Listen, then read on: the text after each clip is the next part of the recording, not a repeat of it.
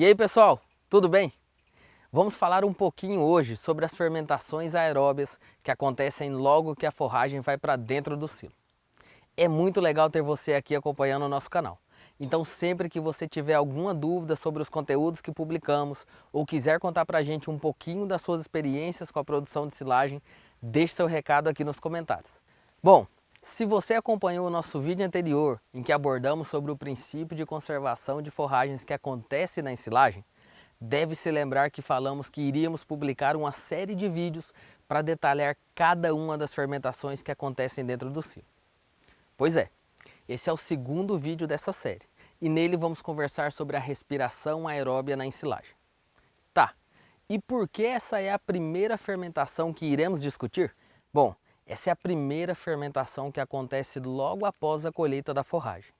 Essa respiração sempre vai acontecer, porque sempre vai ter oxigênio no ambiente.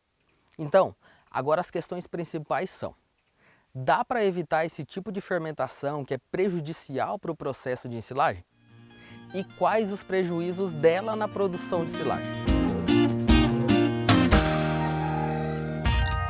Eu sou o Rafael, professor do Instituto Federal de Rondônia, aqui do campus Colorado do Oeste, e esse é o canal Projeto Ensilagem. Se você ainda não tem resposta para as duas perguntas que acabamos de fazer, fique com a gente por aqui porque vamos detalhar tudo o que você precisa saber sobre esse assunto. A ensilagem é uma técnica de conservação de forragens e é usada com a finalidade de guardar a forragem que é produzida nos períodos chuvosos do ano para que os animais utilizem a silagem nos períodos mais secos. E você se lembra qual é o princípio de conservação dessa técnica? A conservação acontece por meio de fermentações realizadas por micro-organismos em um ambiente anaeróbio, sem oxigênio, principalmente a fermentação lática. Mas infelizmente, essa fermentação lática não acontece logo que vedamos o silo com a lona. Sabe por quê? Porque o silo ainda possui ar, oxigênio. Então, depois que colhemos a forragem, trituramos, a compactamos no silo e vedamos com a lona, acontecem as fases de respiração aeróbia, fase lag, de transição, fermentação anaeróbia e estabilização do pH no silo. Lembra das perguntas lá do início do vídeo? Pois é, podemos responder a primeira delas. Será que dá para evitar a respiração aeróbia? Não, infelizmente não dá. Isso porque a atmosfera terrestre é composta por vários tipos de gases, entre eles o gás oxigênio. Então, quando a gente colhe a planta no campo e a tritura, até que a gente consiga colocar no silo e compactar, o ar vai se misturando com o material. Não tem como evitar isso. Bom, é legal esclarecer outro ponto agora também. Já percebeu que às vezes nós falamos fermentação aeróbia e às vezes falamos respiração aeróbia? Pois é, geralmente usamos o termo respiração quando estamos falando da atividade de micro-organismos na presença de oxigênio. Então, lembre-se que quando usamos esses dois termos, você pode ficar tranquilo que o significado é o mesmo. Muito bem, respondemos a primeira pergunta lá do início do vídeo. E com isso, já podemos aproveitar e fazer uma relação com a segunda. O que essa fermentação traz de prejuízo na produção de silagem? Vamos lá! Depois que colhemos e trituramos a forragem, ela fica exposta ao oxigênio desde o campo até o momento em que vamos vedar o silo com a lona. Alguns estudos científicos estimam que pode ocorrer perdas de até 2% na matéria seca na ensilagem causadas pela respiração aeróbia. Parece pouco, não? Mas vamos fazer um cálculo simples. Por exemplo, se 1 hectare de milho produz cerca de 15 toneladas de matéria seca e a gente considerar essa perda, seria o equivalente a perder por volta de 300 kg de silagem em cada hectare produzido. Tá, e isso é muito ou é pouco? Bom, se a gente computar um consumo médio de cerca de 20 kg de silagem por dia para animais adultos, essa perda de 300 kg de silagem por hectare daria para alimentar esse animal por mais ou menos 15 dias. Viu só? Isso contando apenas 1 hectare de milho.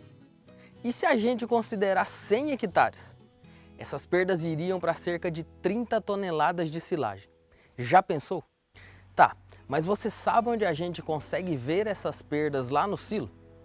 Bom, Nós podemos ver quando abrimos o silo e nos deparamos com aquela camada preta de silagem na parte superior, próximo à lona, porque é ali que o ar ficou dentro do silo e se acumulou após a vedação. Então, é por ali que a fermentação aeróbia vai ser bem intensa e por conta da oxidação de carboidratos, a silagem fica com essa aparência escura, certo? Falamos como acontecem as perdas e onde as visualizamos. Mas por que isso vai trazer algum prejuízo? Então, toda essa silagem estragada deve ser descartada. E é esse descarte que representa as grandes perdas em quantidade de alimento que produzimos. Assim fica bem claro que esse não é um processo desejável. E como não temos como impedir que ele aconteça, devemos tentar reduzir ao máximo a exposição da forragem ao ar para que possamos reduzir essas perdas pela oxidação.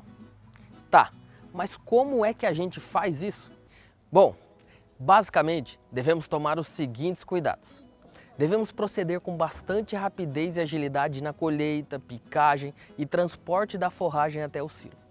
Assim, o material ficará menos tempo exposto ao oxigênio. E o que é preciso para isso? Ter mão de obra qualificada e equipamentos e maquinário em quantidade suficiente e bem regulados para a colheita. E por que isso?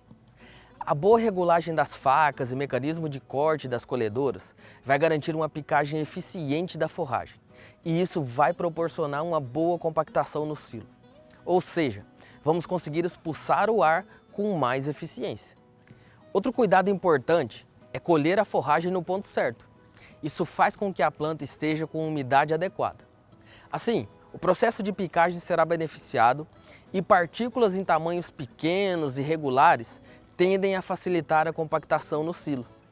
Caso contrário, se a planta estiver muito seca na colheita, as partículas tendem a ficar maiores na picagem e a compactação já vai acontecer com muito mais dificuldade.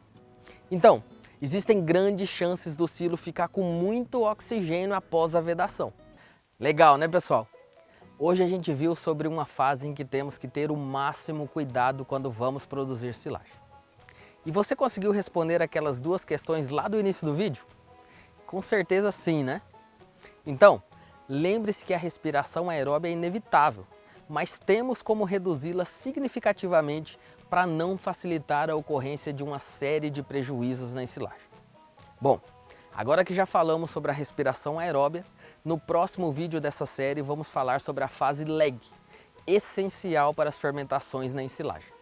Tá curtindo os conteúdos que estamos trazendo? Tem alguma dúvida que você acha que a gente possa te ajudar? Legal!